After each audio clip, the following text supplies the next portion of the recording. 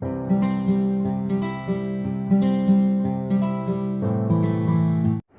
Friends, welcome back to my channel Deep classes. तो आज का हमारा क्वेश्चन है, मध्यकाल में कथा लेखन की परंपरा का उल्लेख करते हुए हिंदी कहानी के उद्भव के कारणों या परिस्थितियों पर प्रकाश डालिए। आज हम इस क्वेश्चन के आंसर को जानेंगे, लेकिन उससे पहले अगर आप हमारे चैनल पर नए हैं या आपने अभी तक हमारे चैनल को सब्सक्राइब नहीं किया है तो इसे सब्सक्राइब कर लें, जिससे हमारे आने वाले वीडियो के सभी नोटिफिकेशंस आप तक पहुंच सके। तो चलिए बिना देरी किए हम अपना आज का टॉपिक स्टार्ट करते हैं। इस क्वेश्चन का आंसर देखें तो बाण भट्ट की कादंबरी और हर्षचरित जैसी प्रमुख रचनाओं ने संस्कृत गद्य कथा को एक नया तथा समृद्ध रूप दिया तथा इसके बाद दंडी ने अपनी रचना दशकुमार चरित के माध्यम से इस परंपरा को अत्यंत समृद्ध किया। परंतु कादंबरी के बाद से कथा रचना की यह परंपरा आगे विकसित नहीं हो सकी।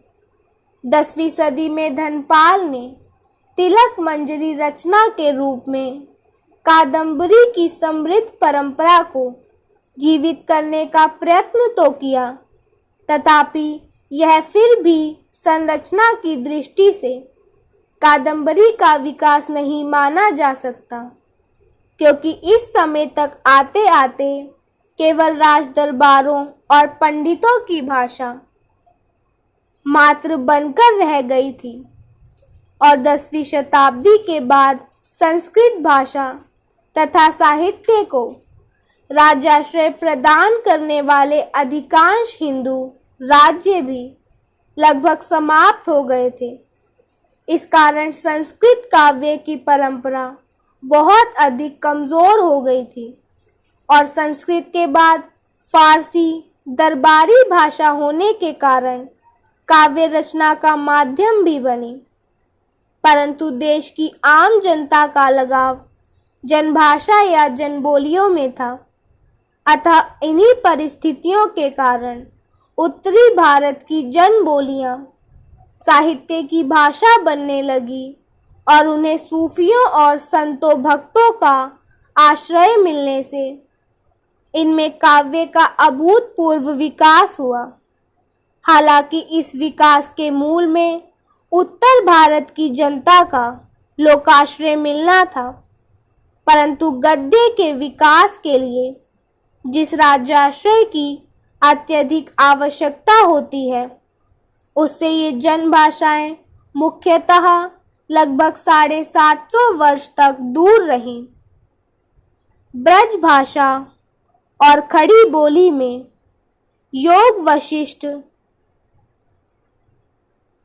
वेताल पंचविंशति और सिंहासन द्वा त्रिंशातिका आदि संस्कृत गद्य पुस्तकों का 18वीं शताब्दी में रूपांतर और लोक प्रचार बहुत अधिक होने पर भी कोई मौलिक गद्य कथा पुस्तक ब्रज भाषा या हिंदी या किसी दूसरी भाषा में नहीं लिखी गई, किंतु 10 अवतार भाषा, पद्म पुराण का भाषानुवाद, किस्सा चहार दरवेश का अनुवाद जो कि नोतर्जे मुरस्सा के नाम से जाना जाता है, आदि इस काल में लोकप्रिय होने लगी।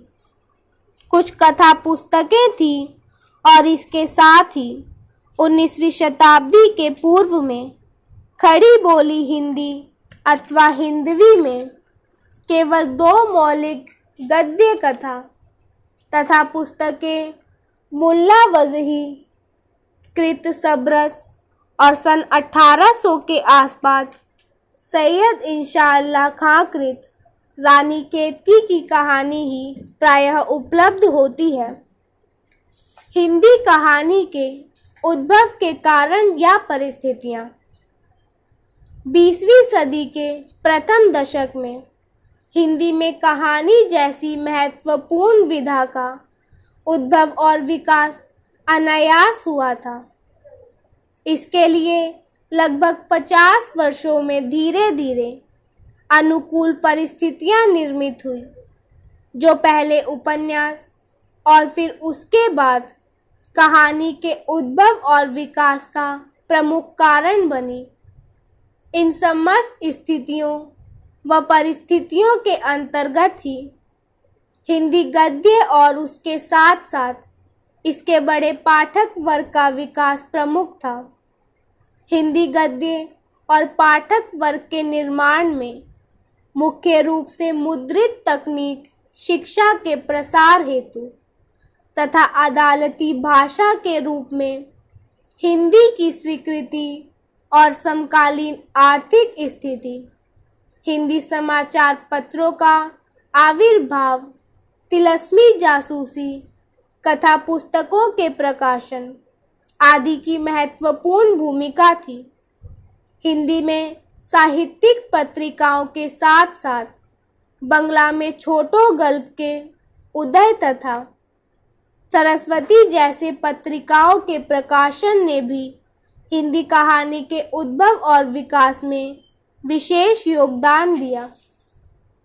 तो इसी के साथ हमारा आज का टॉपिक यही खत्म होता है।